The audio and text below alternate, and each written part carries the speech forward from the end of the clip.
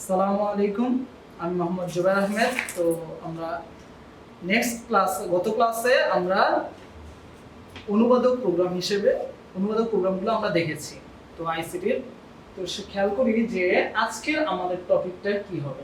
আজকে আমাদের টপিকটা হচ্ছে গিয়ে একটা প্রোগ্রাম আমি কিভাবে সংগঠন করব এবং ওই প্রোগ্রাম তৈরির ধাপগুলো কি হবে সেই বিষয়টা নিয়ে। তো এইটা 4 মার্কের একটা কোশ্চেন হিসেবে আমাদের পরীক্ষায় আসে। তো এই সংগঠনটা অত বেশি ইম্পর্টেন্ট না হলেও প্রোগ্রাম তৈরির ধাপগুলো কিন্তু খুবই ইম্পর্টেন্ট। তো আশা করবো তোমরা এই জিনিসগুলো ভালোভাবে দেখবা। আচ্ছা, তাহলে আমরা স্লাইডে চলে যাই। তো দেখো যে প্রোগ্রাম যে সংগঠন আমরা করব এটা 3টা প্রক্রিয়ার উপর ডিপেন্ড করে, 3টা ধাপের উপর ডিপেন্ড করে। দেখো, ধরো সাপোজ যে কোনো প্রোগ্রামের ক্ষেত্রে আমাদের ফার্স্টে ইনপুট দিতে হয়, তারপরে প্রক্রিয়া করতে হয়, দেন হচ্ছে গিয়ে আউটপুট আসে। দেখো, ফার্স্টে আমরা যদি চা খাইতে যাই তাহলে চায়ের জন্য যা যা দরকার সেটা চুলায় বসাইতে হয়, দেন চুলায় সেটা কি প্রক্রিয়া হয়, দেন আউটপুট হিসেবে আমরা কি পাই? চা পাই। অনেকটা এরকমই যে দুইটি সংখ্যা যদি আমি যোগ করতে চাই, এখন দেখো দুইটা সংখ্যা আমি বললাম এই দুইটা সংখ্যা যোগ করে দাও। তো এখন আমি আর তোমাকে বলতেছি না সংখ্যা দুইটা কি, তাহলে কি যোগ আর হবে? তো ফার্স্টে কি তাহলে আমাকে মান দুইটা বলতে হবে। দেন তুমি যেহেতু যোগ পারো তাহলে কি সেই যোগের প্রক্রিয়াটা তুমি কাজ সম্পাদন করবা। দেন হচ্ছে গিয়ে কি তুমি তোমার মুখ দিয়ে আউটপুটটা দিলা। তাহলে 3টা কাজই কিন্তু হইলো। তো সেইটাই বলছে যে ইনপুট প্রসেস আউটপুট। তো আমরা গত ক্লাসে সি ভাষাটা বারবার বলতেছিলাম যে একটা অনুবাদক প্রোগ্রামকে নিয়ে যে ওইটা সি বলে। তো এইখানে এই যে এটা কিন্তু একটা সি ভাষা। তো খেয়াল করো যে ওই একই প্রোগ্রামেরই সি ভাষাটা দেওয়া আছে। যে এইখানে দেখো উপরের গুলো আমাদের এখন অত বোঝা লাগবে না, এটা আমরা যখন প্রোগ্রামিং এর দিকেই যাব তখন আমরা ভালোভাবে বুঝবো। যে কয়েকটা লাইন জাস্ট একটু দেখো যে স্ক্যান করছে, তাহলে স্ক্যান করা কি? আমরা কম্পিউটারে যে স্ক্যান করি তাহলে সেটা কি করি বলতো? কম্পিউটারের ভিতরে কোনো মান ইনপুট দেওয়ার জন্য কিন্তু স্ক্যান করি। আর প্রিন্ট করি কখন? কম্পিউটারের কোনো মান বা কম্পিউটার কোনো পিডিএফ ফাইল সেটাকে আমরা আউটপুট হিসেবে পাওয়ার জন্য আমরা কি করি?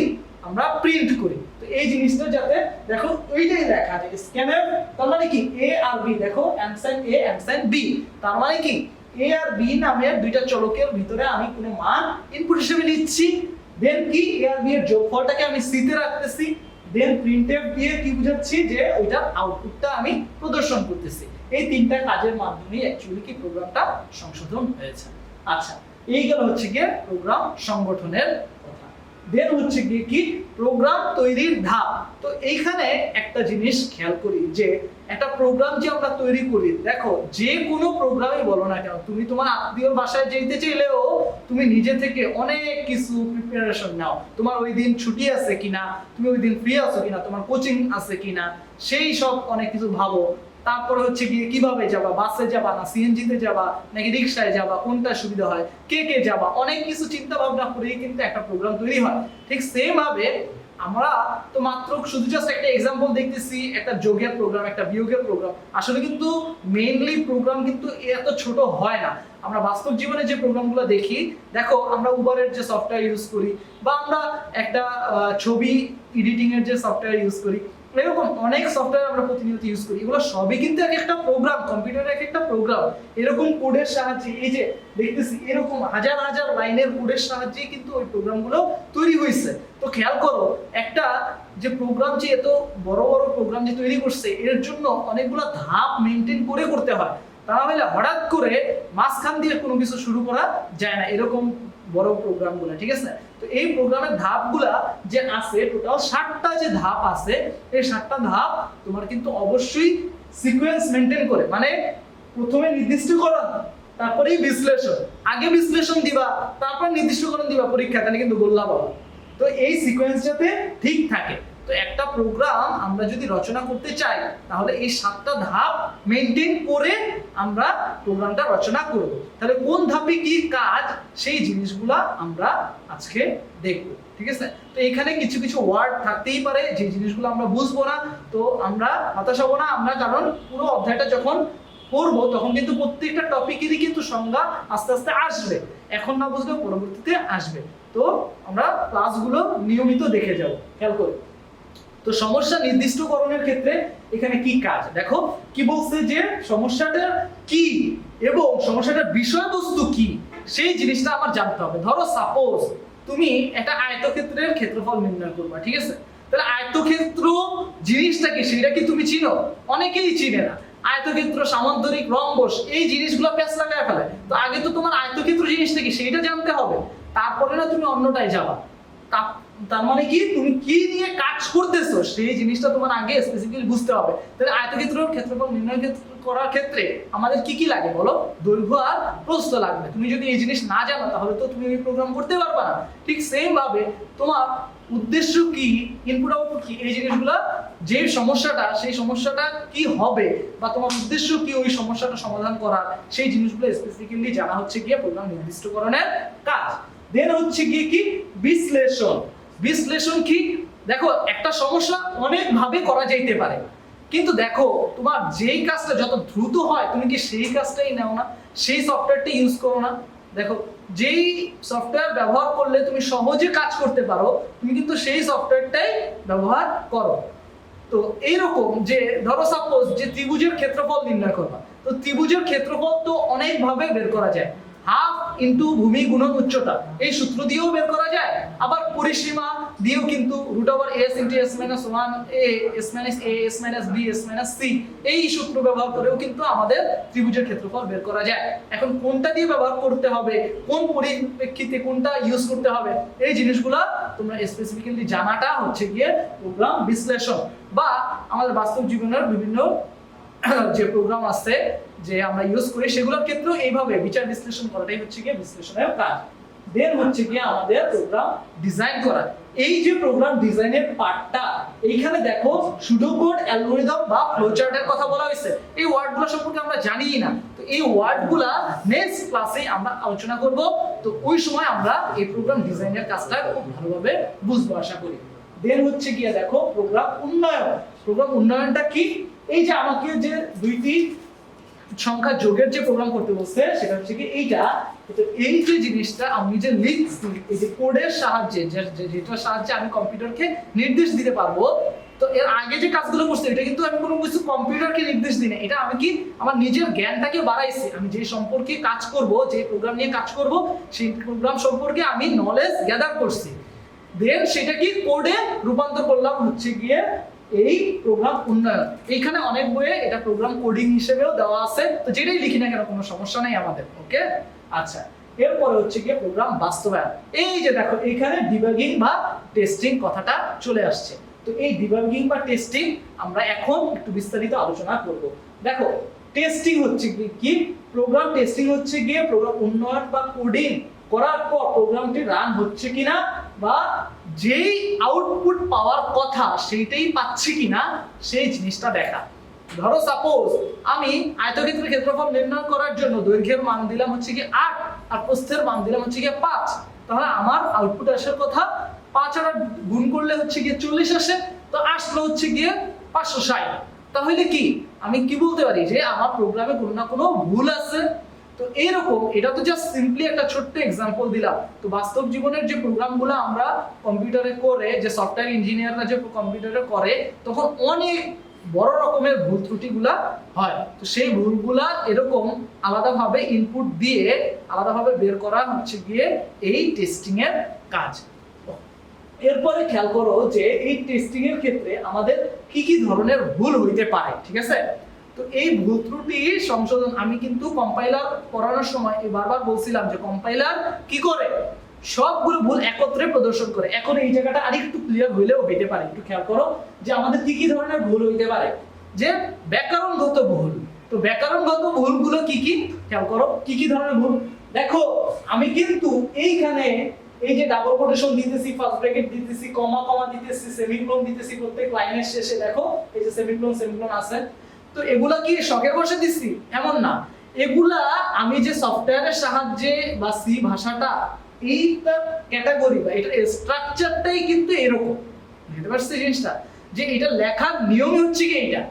এখন এগুলা আমরা লেখার সময় হঠাৎ করে কোনোটা মিসিং হয়ে যেতে পারে। ধরো সাপোজ এখানে ডাবল কোটেশন দেই নাই, আমি লাস্টে এখানে কমা দিতে ভুলে গেছি, বা প্রিন্ট এর জায়গায় প্রিন্ট লিখে ফেলছি, এরকম অনেক রকমের লিখায় ভুল হইতে পারে, বুঝতে পারছি?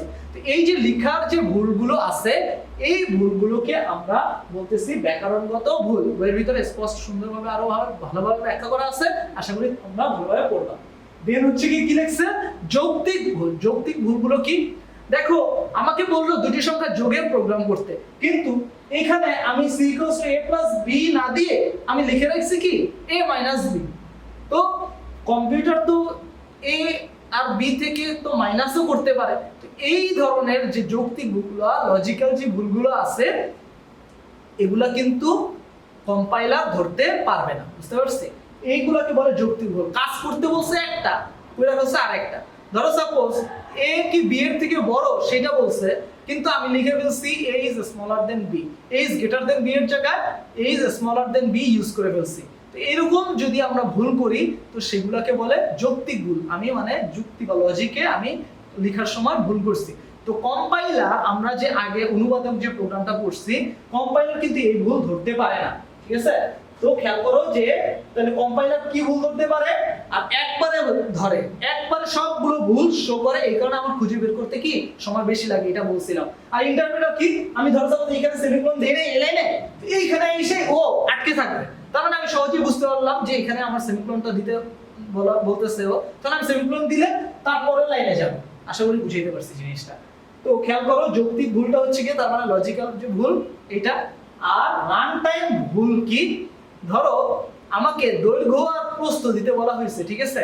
তো আমি দৈর্ঘ্য আর প্রস্থ না দিয়ে আমি ABCD ইনপুট হিসেবে দিয়ে দিছি, তাহলে কি হবে?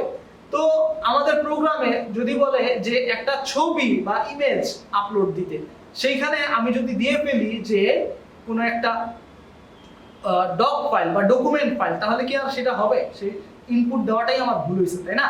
এইরকম ভুলগুলো যদি আমরা করি ইনপুট আউটপুটের ক্ষেত্রে, তাহলে এই আমাদের রান টাইম এরর বা ডেটা ভুল এরর বা এক্সিকিউশন টাইম ভুল, এই যেটাই বলি না কেন একটা দিলেই হয়, ঠিক আছে? এই ভুলগুলো আমাদের শো করবে। আশা করি বুঝাইতে পারছি জিনিসটা। আরেকটা एग्जांपल দিই, যেমন উবারে আমরা কোথায় যাব এবং কোন অবস্থান থেকে আমরা গাড়িতে উঠব সেটা ইনপুট দেওয়া লাগে। তো আমরা এর বাইরে অন্য কোনো কিছু ইনপুট দিলে হবে না। তো এইরকম জিনিসটা, ঠিক আছে? তো আশা করি টেস্টিং এর ক্ষেত্রে আমরা বুঝতে পারছি জিনিসটা। তারপর হচ্ছে গিয়ে ডিবাগিং। তো টেস্টিং আর ডিবাগিং কিন্তু একই জায়গায়। টেস্টিং কি ভুলগুলো খুঁজে বের করা, আর ডিবাগিংটা কি ভুল সংশোধন করা, ঠিক আছে? তো ভুলগুলো যে দেখো কি লিখছি আমি, প্রোগ্রামে যে কোনো ভুল চিহ্নিত করার নাম হচ্ছে গিয়ে কি বাগ, আর উক্ত ভুল বা বাগকে সংশোধন করার নাম হচ্ছে গিয়ে ডিবাগ। আশা করি এই সংজ্ঞাটা মনে থাকবে এবং এগুলো কিন্তু 1 মার্কের জন্য আসে। দেন হচ্ছে গিয়ে কি ডকুমেন্টেশন। আচ্ছা, ডকুমেন্টেশন কি, আমাদের বিভিন্ন চ্যানেল ডকুমেন্টারি তৈরি করে না, এরকম যে আমরা যে প্রোগ্রামটা যে তৈরি করলাম, তো আমাদের তো এই 1-2 লাইন 5 লাইনের প্রোগ্রামের জন্য তো আর ডকুমেন্ট লাগে না। কিন্তু বড় বড় যে সফটওয়্যারগুলো যে আমাদের ইউজ হয়, একটা মেডিকেল, একটা হসপিটাল, তারপর হচ্ছে কি একটা স্কুল কলেজের যে সফটওয়্যার যে পুরো ম্যানেজমেন্ট করে, ঠিক আছে, অ্যাকাউন্টস থেকে স্টুডেন্ট থেকে সবকিছু, এই সব সফটওয়্যারগুলা যখন কিনা তৈরি হয়ে যায়, তখন খেয়াল করো যারা তৈরি করছে তারা কি সারা জীবন ওই কোম্পানিতেই কাজ করে? এরকম তো না। দেখা যেতে পারে বিভিন্ন নতুন প্রোগ্রামার ওই কোম্পানিতে জয়েন করতে পারে। তো একই কাজ যেটা একজনে করে গেছে, নতুন আরেকজনকে যদি হঠাৎ করে সেটা দেয়, তাহলে তো সে বুঝতে পারবে না যে এই সফটওয়্যারটা কিভাবে তৈরি করা হয়েছে, কোন কোন লজিক কোথায় ব্যবহার করা হয়েছে, কোথায় কোন ধরনের ফাংশন বা প্রোগ্রাম ইউজ করা হয়েছে, ঠিক আছে?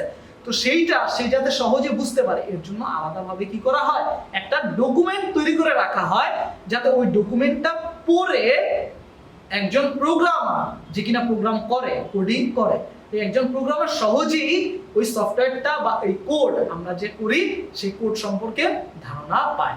আচ্ছা, দেন হচ্ছে কি প্রোগ্রাম রক্ষণাবেক্ষণ। আচ্ছা, প্রোগ্রাম রক্ষণাবেক্ষণ কি, এটা যাতে হ্যাক ট্যাক না হয়।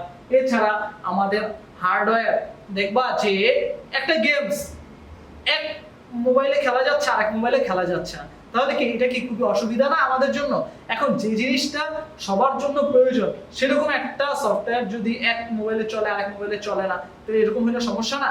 তো এটা যাতে সব মোবাইলে চলে, এরকম জিনিসগুলা আমাদের ঠিকঠাক করার জন্য এই প্রোগ্রাম রক্ষণাবেক্ষণের কাজ। যখন কিনা আমরা কম্পিউটারের হার্ডওয়্যার বা সফটওয়্যার চেঞ্জ করব, যারা কিনা গেম খেলে এটা তারা ভালো বুঝে, দেখা যায় যে আমরা যদি হার্ডওয়্যার চেঞ্জ না করি বা আপগ্রেডেড হার্ডওয়্যার যদি ইউজ না করি, র্যাম না বাড়াই বা গ্রাফিক্স কার্ড না বাড়াই, তখন দেখা যায় যে একটা গেমস চলতেছে না বা অনেক ল্যাগ করতেছে, আটকে যাচ্ছে।